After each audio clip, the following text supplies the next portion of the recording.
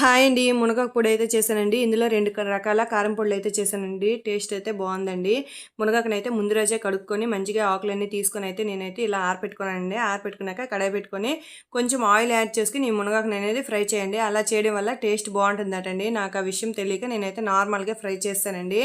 మళ్ళీ కడాయి పెట్టుకొని శనగపప్పు నెక్స్ట్ ఏమో ధనియాలు, ఎండుమిర్చి కారం తగ్గట్టుగా వేసుకొని ఫ్రై చేయాలండి. ఫ్రై అయిపోయినాక కొంచెం చింతపండు, టేస్ట్ తగ్గట్టు సాల్ట్ వేసుకొని మనం ఈ పప్పులు అయితే మిక్సీ పట్టించుకోవాలండి. అలా పట్టించుకున్నాక బాగా ఫ్రై చేసుకున్న మునగాకుని అయితే వేసి మిక్సీ పట్టించినట్లయితే మనకైతే మునగాకు పొడి అయితే రెడీ అయిపోయిందండి. ఇందులో అయితే మీరు ఆయిల్ యాడ్ చేసుకొని ఫ్రై చేసినట్లయితే మంచి టేస్ట్ అయితే వస్తుందండి.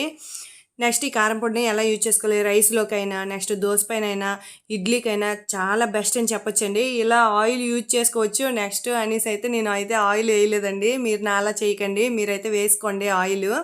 కడాయి పెట్టుకొని మళ్ళీ కొన్ని కొబ్బరిని అయితే కట్ చేసుకున్నానండి. కట్ చేసుకుని నార్మల్గా నేనైతే అవి ఫ్రై చేశానండి.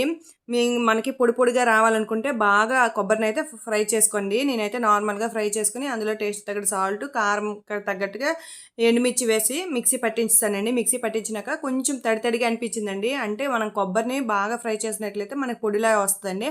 నేనైతే నార్మల్గా మిక్సీ పట్టించాను కనుక నాకు అలా అనిపించిందండి. ఇదైతే దోశలో కూడా అన్నంలో వేసుకొని నేనే తిన్నానండి. కొబ్బరి పొడి అంత టేస్ట్ బాగుందండి. నచ్చితే లైక్ చేయండి.